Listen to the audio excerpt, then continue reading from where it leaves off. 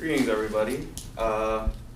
We just got past the snow, but we have another thing to talk about now. So we're going to start talking about GMOs. Whew.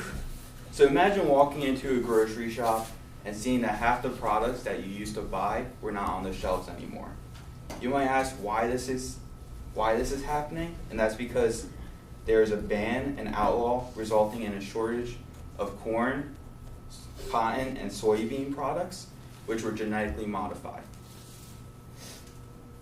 Now, not to slander on organic foods or anything, they are expensive, but they are free of pesticides, but the supply of that alone would not be able to supply the world and the billions of people in the world as it continues to grow in population. GMO foods are strange and for some might be an unrequired compromise, but I believe the way the population is going, that this is the most logical choice for us to go to.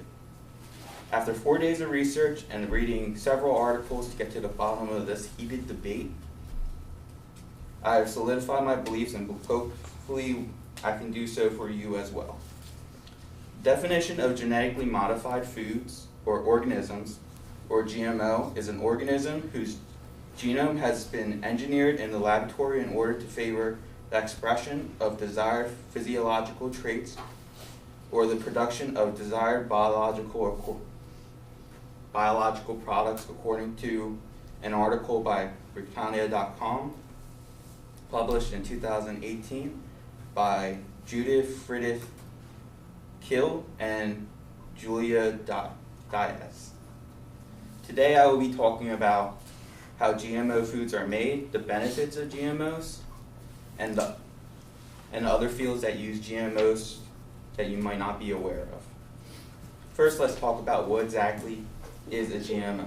GMO foods. GMO foods are made in the lab and not through a lengthy process of selective breeding, which has existed since humans first started domesticating animals. However, GMO foods don't take that 100 years of premium stock breeding and constant upkeep of making sure that the best survive, just to have a slightly different result at the very end. Scientists make these drastic changes by changing the DNA chain of the organism, which results in a specific outcome and can help produce results that are optimal and produce more of whatever the byproduct they're looking for. In the year 2014 and 2015, 90% of the corn, cotton, and soybean products planted in the United States were genetically modified. On top of that, a tenth of the world's farmland is genetically modified, as stated on Britannica.com. And this number is enormous when you consider the fact that the U.S. is one of the major exporting countries in the world, so all that is getting exported to other countries to help them. The majority of the public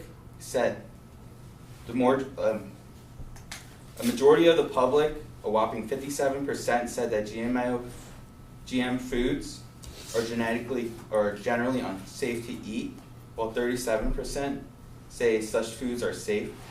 But this is contrasted by an 88% of the American Association for the Advancement of Science, who believe that GMO foods are safe, as stated in an article by PewResearch.org in January of 2015.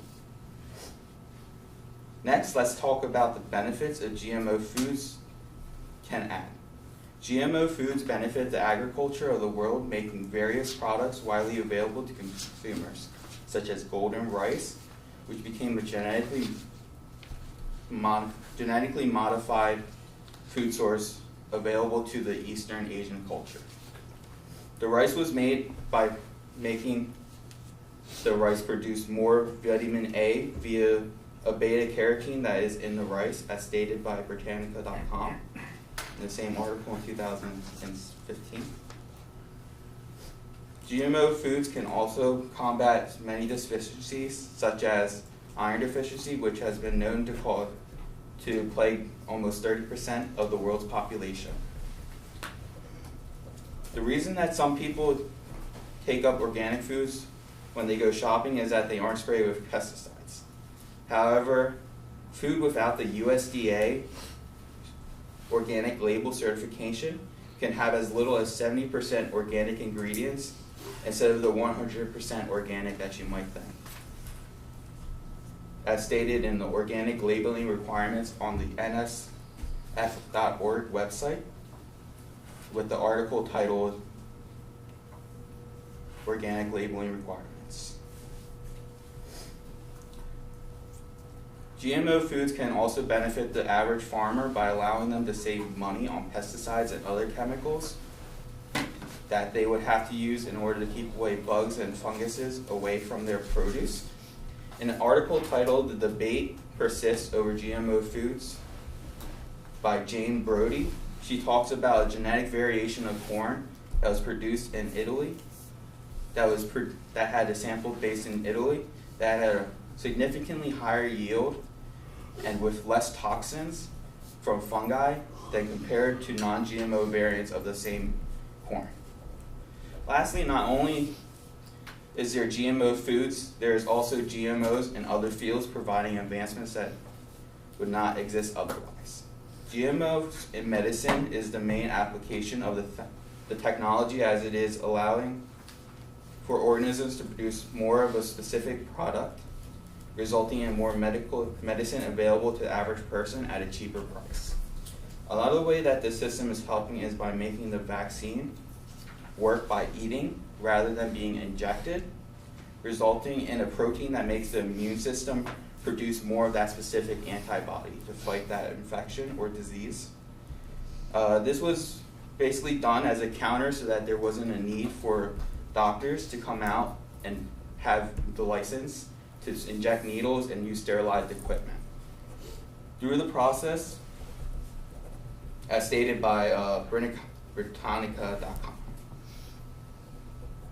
Cloning is another way that the GMOs are being used now is through cloning, which is a process by which multiple cells are produced from the exact same seed. One more interesting application in the medical field is the research being done to prevent insects from being host to a disease to be transferred later to a human population, for example. Mosquitoes could become malaria resistant and because of this, they couldn't be contractors of the disease that would infect and destroy the population in countries such as, or continents such as Africa.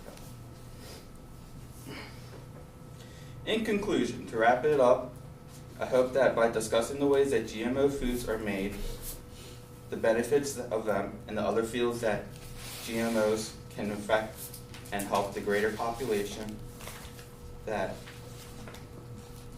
you can learn that GMO is like getting the fast pass at the amusement park, which allows us to get further ahead instead of waiting for generations of crops or livestock to evolve to the traits we need them to be. And another thing to leave you off with is, by providing this little bit of information that shows just how powerful and helpful the field of science that is using genetics to modify and alter an organism to make it better and more efficient for the world is a necessity if you want to continue on the blue earth that we are living in.